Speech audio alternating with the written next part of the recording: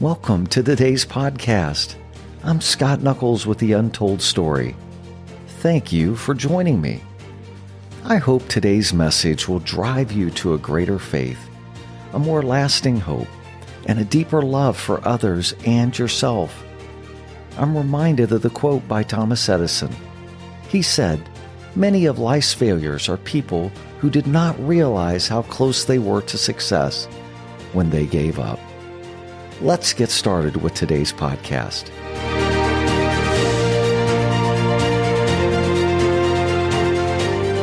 I'd like to talk about the ego. The title of this podcast is Ego is Your Enemy. It makes sense to define what the ego is. It generally refers to an exaggerated sense of self-importance, which usually results in an excessive preoccupation with self.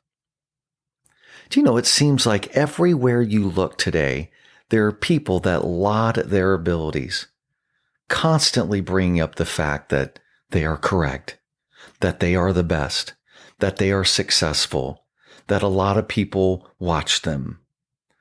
Our contemporary culture trains us to seek fame and satisfaction from others. Ryan Holiday wrote a book called Ego is the Enemy. I read it about 4 years ago, and there is a great quote that sums it up. It says, "Impressing people is utterly different from being truly impressive."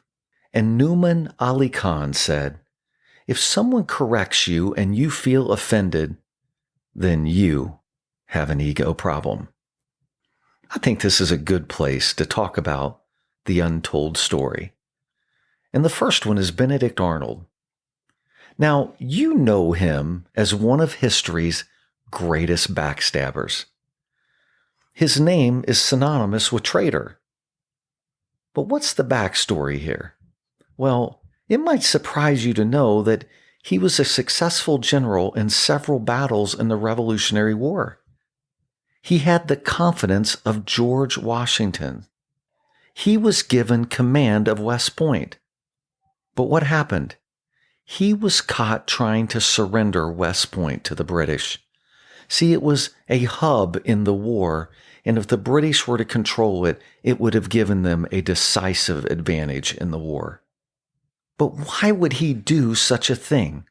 It's got to be big, right? I mean, it's got to be something that is so significant for him to become a traitor of his own country. Well, it's not.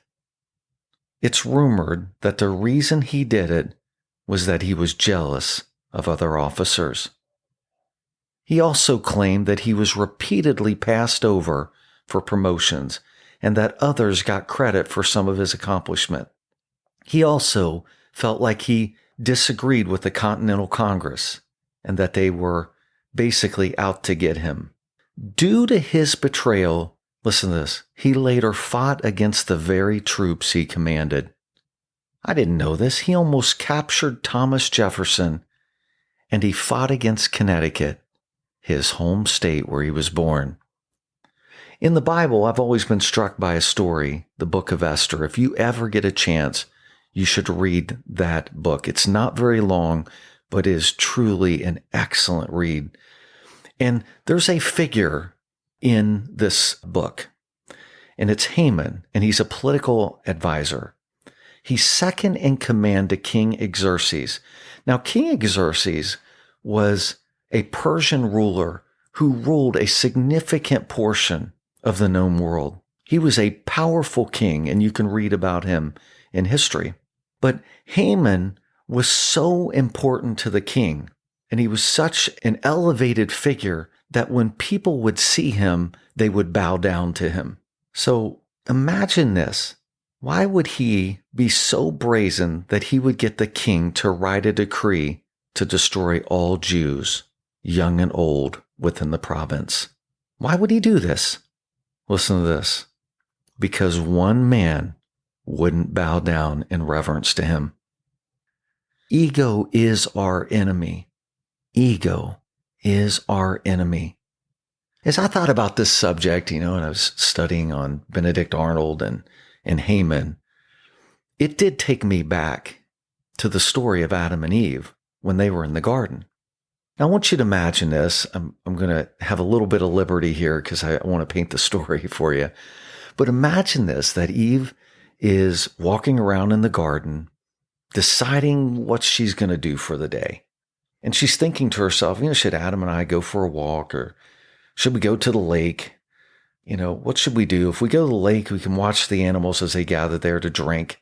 Or would I want to watch the birds, the birds sing? Would we want to do that? And, what food should I prepare? What kind of food should I prepare? And I mean, after all, it's kind of a perpetual vacation, right? They can pretty much do whatever they want. It's blissful living. Why? She has no need to work. I didn't read that anywhere. No stress, no fear, no worries at all. I didn't see that anywhere there.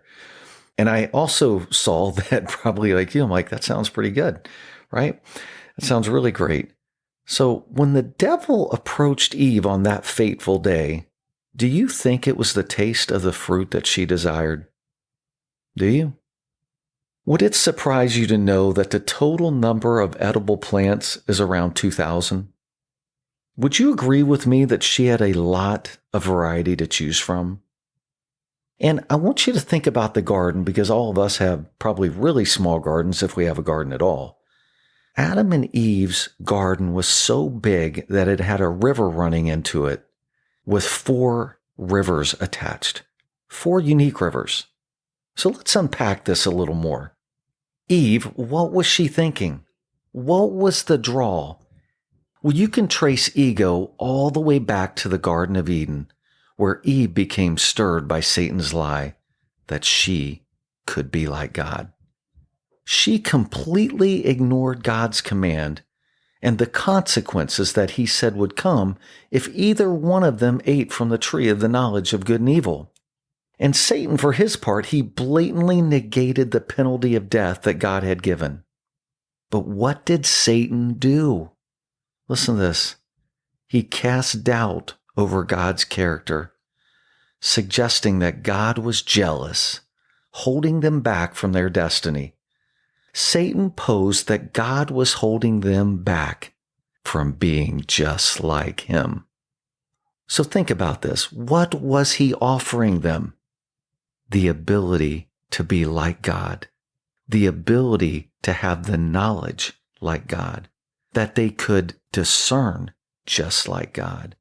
You'll be just like God, knowing everything, ranging all the way from good to evil. Now I ask you, where did Satan come up with this lie? Well, let's look at Isaiah 14:12 through 15. Because we start to see a picture unfold here. And this is the judgment for him. But I want you to read this. How you have fallen from heaven, morning star, son of the dawn. You have been cast down to the earth, you who once laid low the nations. You said in your heart, I will ascend to the heavens. I will raise my throne above the stars of God. I will sit enthroned on the mount of assembly on the utmost heights of Mount Zaphon. I will ascend above the tops of the clouds. I will make myself like the Most High. But you are brought down to the realm of the dead, to the depths of the pit. What do we see emerging here? What is the story that our enemy is raising? Well, it started with himself. He said, if you look at that verse critically, look at the number of times I is used. I will ascend. I will raise. I will sit. I will ascend.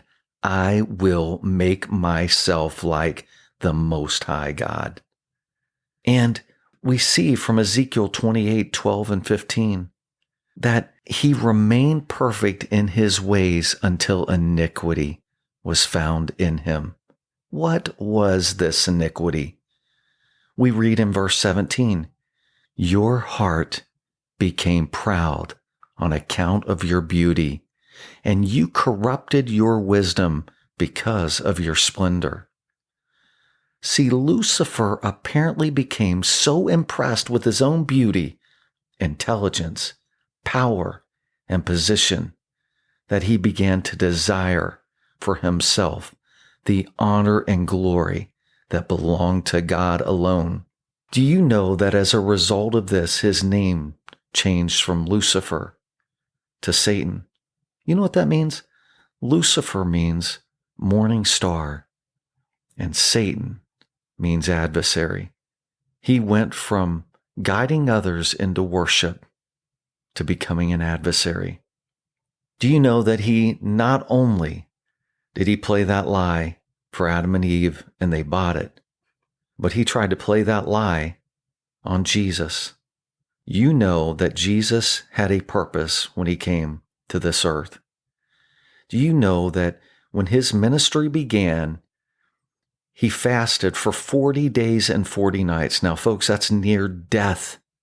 That is near death. If you've ever fasted any period of time, you literally are starving. His body was literally eating itself. And at that time, Satan tried to play the same lie on Jesus that he did on Adam and Eve. He said, just like to Eve, he said, you will be like God. But to Jesus, I'll give you all the kingdoms of this world.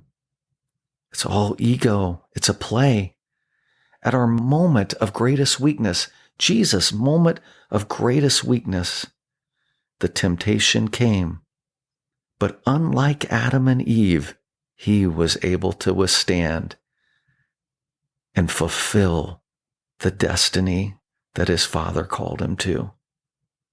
See, the dangers of ego are significant.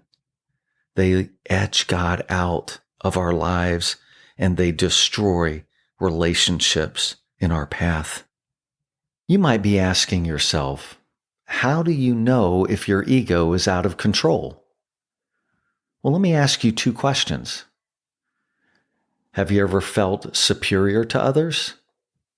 Have you ever felt inferior to others? Because if you answered yes to either one of those questions or both, ego is out of control. And from a purely scriptural perspective, it means that we're not living by the Spirit, but in reaction to those two things. You would agree with me that the ego is insatiable. It's hungry and it needs to be fed. And what does it need to be fed with? Praise. It constantly wants more. Now, my story is an interesting one. I'll give a couple, because when you think about inferiority and how that could drive the ego, it got me thinking about my childhood. And when I was young, I was constantly made fun of because I was so thin. I was born 3 pounds, 12 ounces, and it was as if I never really ever gained weight, not until I was much, much older. So I was really thin, and I got called names constantly: skin and bones, toothpick, skinny, anorexic. Well, this caused major insecurities for me growing up. In fact, I wouldn't even go into a swimming pool because I didn't want others to see me. If I did, I was constantly worried that they would be staring at me. Now, you might ask, well, how has this impacted my life? Well, it manifested itself in a way that caused me to be overly concerned with my appearance. Once I got to a certain point, it was all about how I look, how I dress, how I appear to other people. And my family will tell you that I care very much about these things. And this is where the problem occurs. It can turn into feeding the ego, which is not healthy. The good news is, now that I'm much older and I've grown in maturity, it's so much less important than it was in my formative years, my teen years, and my young adult years. But it was all about, how do I look to others and what do they think of me? And that's a good example of inferiority driving the ego. Now, as to superiority, I'm guilty there too. My ego would tell me that I've never I would never act in a way that would cause me to be superior over others. But that isn't necessarily being honest. I bet if you were to ask my wife if she's ever felt that her opinion has been disregarded because I know better than she does, she'd give you a resounding yes, and perhaps she might give you a list. For example, many years ago, I wanted to buy a new car when we lived in New York. We had discussed it at the margins, really. But then one day I went looking for cars, and I found one and pulled up in it that night. You can imagine my wife's disdain. She was hurt because she wasn't consulted in the process, nor could she really celebrate the purchase as it had been done without her. As a couple, her frame of reference was, we always make big purchases together. When thinking about a runaway ego, there are so many examples we could cite. Maybe you're a tough person and say, I can handle this. I got it. Perhaps gossiping about others makes you feel good, satisfies the ego. Or it could be buying something new every month that you really don't need. Maybe you feel like you're always missing something, wanting something more. Or maybe it's about always having to be right. Or you have a hard time losing, hard time asking for help, constantly seeking approval from others. Or compare your life to everyone else's. And lastly, having a hard time being in the present moment because you're always thinking about the past. I quote the Bible a lot because it's the guide, like it's the standard for how to love other people and to live this life and to chart this journey, right? And there are several curious things it says. It says, die to the flesh. In another place, it says, to put away the deeds of the flesh. It also says that we should decrease, that our Creator might increase. It says, be on guard about the lust of the flesh and the pride of life and the lust of the eyes. All that seems kind of crazy, doesn't it? So what are those scriptures really trying to tell us?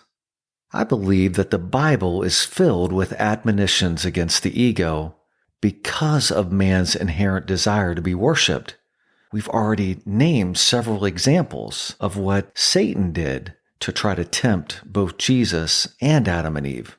Do you know that all various forms of modern idolatry have ego at their very core?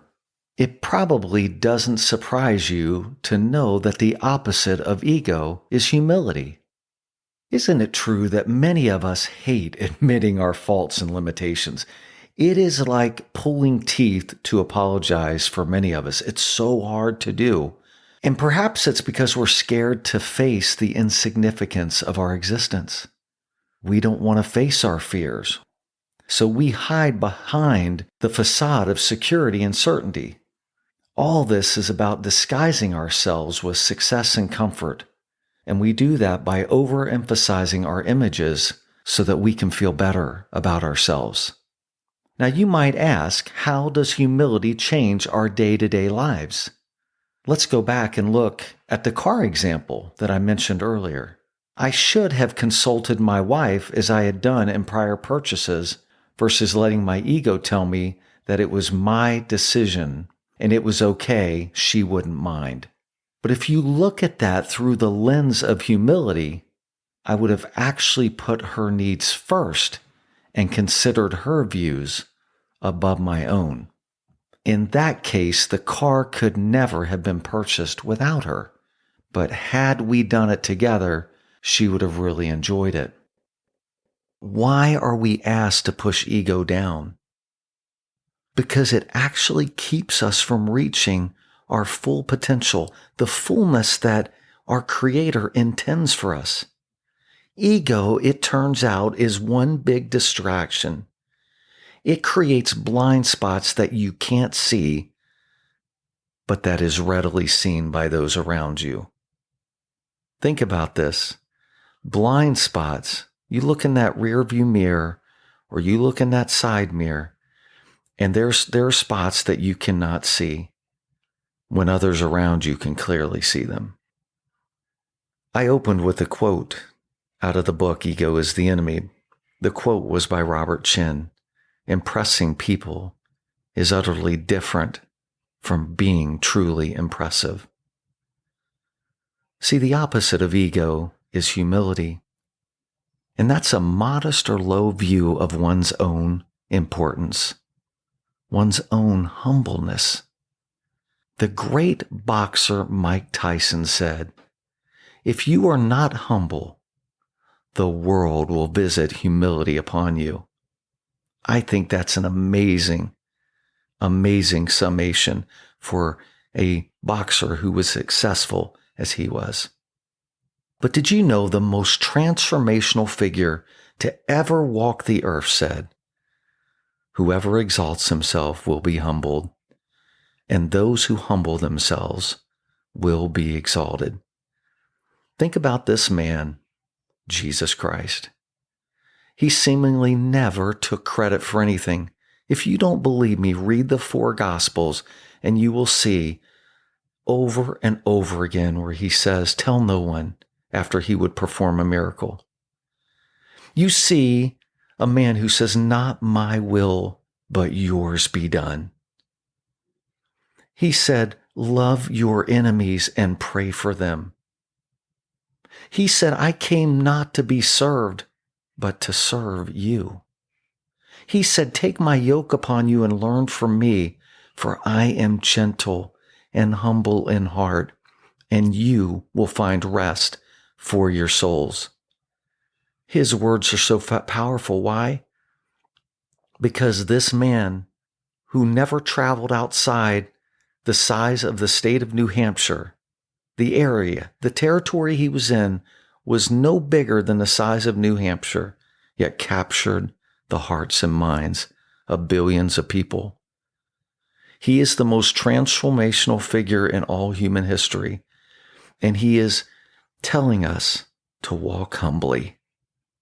See, his actions are self-sacrificing. He humbly endured the tortures of the cross so that we could be reconciled to our Father in heaven.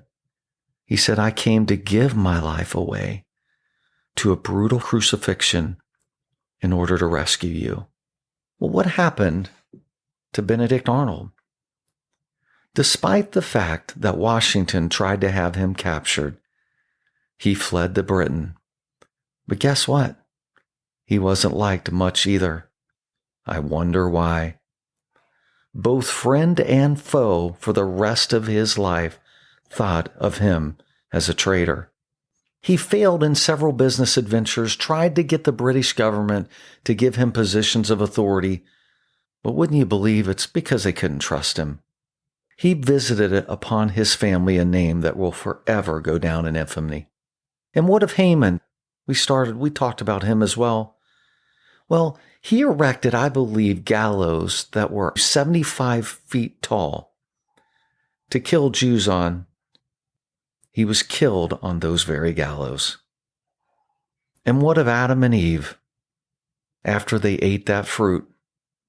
What happened after that fateful incident in the garden? Do you think they experienced all that they thought they would? Knowledge, wisdom, and I get to be just like God. Not exactly. Well, the blissful living went away immediately. They sewed fig leaves together. As they heard God walking, they hid from him, which had never happened before. That's where fear came in. A couple that had it all together suddenly were gripped by fear. Do you know, I don't have time to unpack it here, but they got something completely different than they bargained for. Heartache, pain, toil, and laboring. They got a heavy dose of death and hatred poured into their offspring. All because they wanted to feed the ego. They listened to the lie of I will, I will, I will. The question for all of us is, do we have an ego problem? I admittedly would say yes. Maybe we're not Benedict Arnold or Haman, the political advisor. That's certainly true. Their egos cost them everything.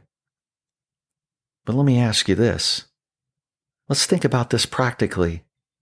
Do you argue about being right over choosing relationship? Do you take everything personally? Do you have a problem saying you're sorry? Do you have a problem recognizing your faults? Do you criticize others to lift yourself up? Do you have to be the first? And do you have to be the topic of conversation? Is nothing ever good enough for you? Do you crave respect? Are you defensive? Are you a know-it-all? Is it all about you? As I end this podcast, we're to lay self aside and depend wholly on the Lord. We are to love unconditionally. We are to practice forgiveness daily. We are asked to let it go and to have a fresh start each day. We are asked to be honest with ourselves and each other and bring that to the Father. The Bible says that He is the author and finisher of our faith. We can't depend on ourselves alone to correct our ego. We have to ask for His help.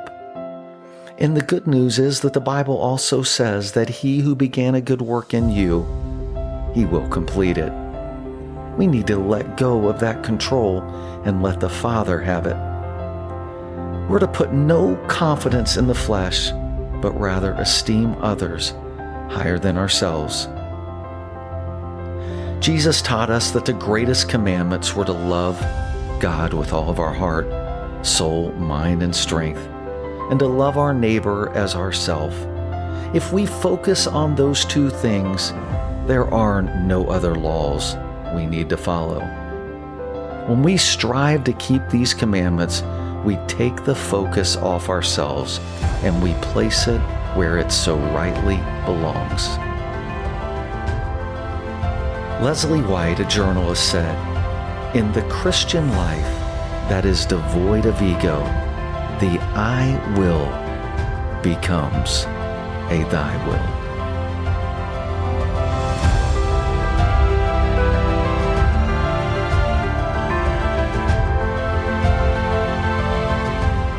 I hope you've enjoyed listening to today's podcast. Would you take a moment and provide a rating, subscribe, and consider sharing this message of encouragement with others? You can also visit us on scottnuckles.com to get more information. Until next time, blessings.